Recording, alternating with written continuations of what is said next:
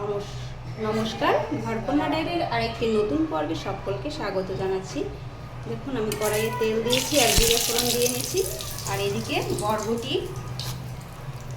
ভাপিয়ে নিয়েছি, সাথে লবণ আর হলুদ দিয়ে একটু মিশিয়ে পরে আবার নামিয়ে এখন তেল দিচ্ছি।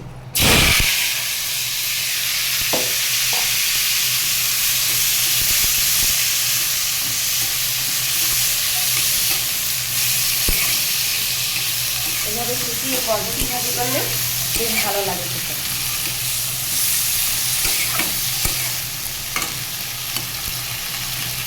আর এইদিকে আমি লাউ কুচিয়ে নিয়েছি, আজকে সব কুচিয়ে ভাজি হবে। লাউটাও একটু কুচি কুচি করে ভাজি করবো। আর এইদিকে লাউয়ের বিচি, এটাকে ধোয়া হচ্ছে, এটা বাটা করবো, সরিষা দিয়ে বাটা করবো লাউয়ের বিচি ভর্তা আর কি।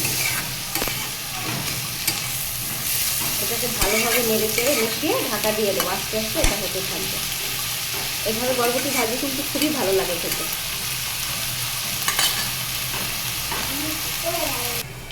দেখুন, আমি ভাজিটাকে ঢাকা দিয়ে দিয়েছি। আর আজকে আমি সব রান্নাই খুব কম কম করতেছি পরিমাণে। আর দেখুন, রাতে বাজার থেকে তরমুজ কিনে আনা হয়েছিল, তরমুজটাকে সারা রাত ভিজিয়ে রেখেছি। এবারে কাটবো তরমুজটাকে।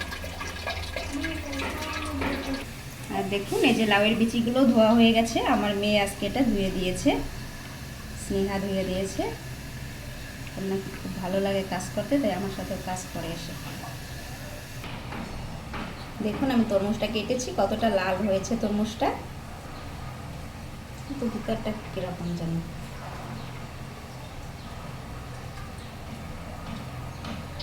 তরমুজটা কেমন হলো কমেন্ট করে জানাবেন। দেখুন, আমার ভাজিটা হয়ে গেছে, বেশি পোড়া পোড়া করলাম না, এভাবেই করে নিলাম। এবার নামিয়ে নেব। দেখুন, ভাজিটা নামিয়ে নিয়ে তারপরে আমি লাউয়ের বিচিটাকে দিলাম।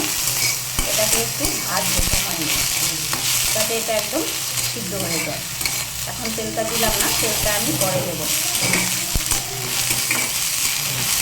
অল্প পরিমাণেই করছি।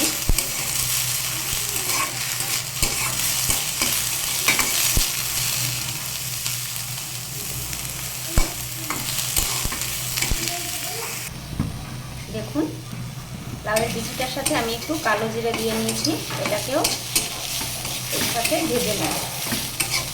এক সাইড করে দিয়েছিলাম কালো জিরাটা যাতে একটু হয়, আর এটার সাথে লেগে থাকলে কাঁচা কাঁচা থাকবে, এই সাইডে দিয়েছিলাম।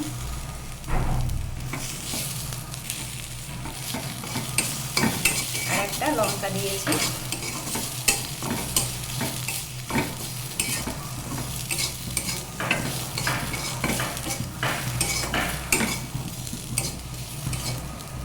এটা ভাজা হয়ে গেলে এটা তুলে নিয়ে তারপর লাউটা বসাবো।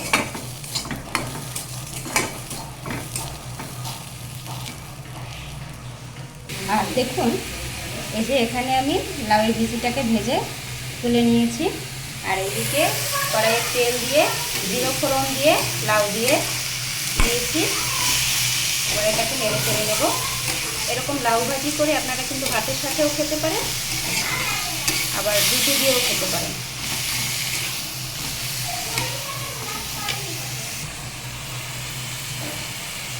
দেখুন, এবারে দিয়ে দেব লবণ,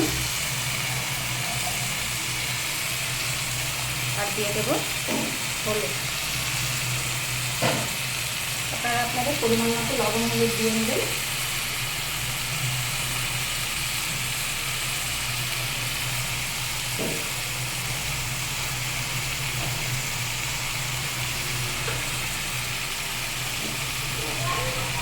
আর দিয়ে নিচ্ছি দুটো কাঁচা লঙ্কা। এবার এটাকে ভালোভাবে নেড়েচেড়ে মিশিয়ে ঢাকা দিয়ে দেবো। একবারে বসিয়ে দিয়েছি জিরে ফোড়ন দিয়ে।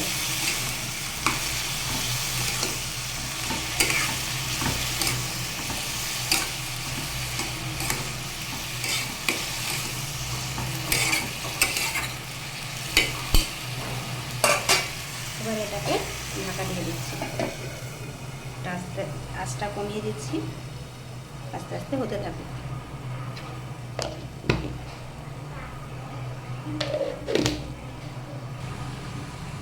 এই যে দেখুন আমার লাউয়ের বিচিটা বাটা হয়ে গেছে। এখন আমি এটাতে দিয়ে দেব সর্ষের তেল।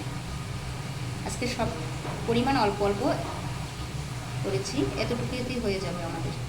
তেল দিয়েছি, বা তেল দিয়ে মাখিয়ে এটা ভাত দিয়ে মাখিয়ে খেতে হবে। আর কালো জিরে দিয়েছি তো, তাই এটা একটু কালো কালো হয়েছে। হলুদ দিই। আর এই দেখুন লাউটা এদিকে, এভাবে লাউটা করে কিন্তু রুটি দিয়ে খাওয়া যেতে পারে, ভাত দিয়ে খাওয়া যেতে পারে। আর আজকে আমার কিন্তু সব আইটেমই প্রায় ভাজাভাজি আর একটু ভর্তা। আমি তো একবেলার জন্য করেছি, তাই পরে দুপুরে আবার অন্য কিছু করা হবে। আর এইদিকে হচ্ছে সেই বরবটি ভাজি করেছি, আর লাউয়ের বিচি ভর্তা, আর লাউ ভাজি, ভাজিও বলা যেতে পারে, আবার এটাকে চচ্চড়ি বলা যেতে পারে, যে যেরকম নামে বলে।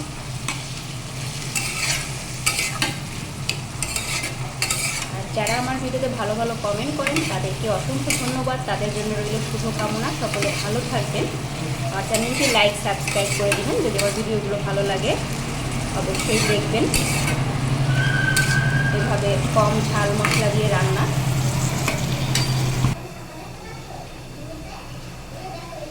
দেখুন এভাবে করে ভাত রান্না করলে কিন্তু আমাদের গ্যাস অপচয়টা কম হয়।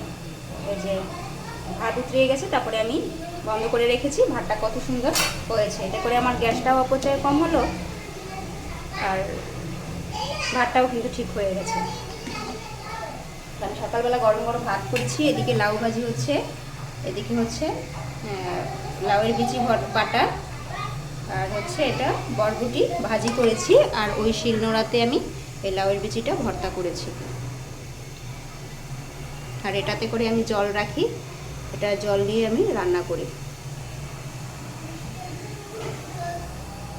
ভাতটা কিন্তু একটু করে ফুটে উঠলেই নামিয়ে নেব। তো আজকে সব মিলিয়ে আজকের ভিডিওটি কেমন লাগলো অবশ্যই কমেন্ট করে জানাবেন। সকলে ভালো থাকবেন, সুস্থ থাকবেন, সকলের জন্য শুভকামনা। আজকে এই পর্যন্তই।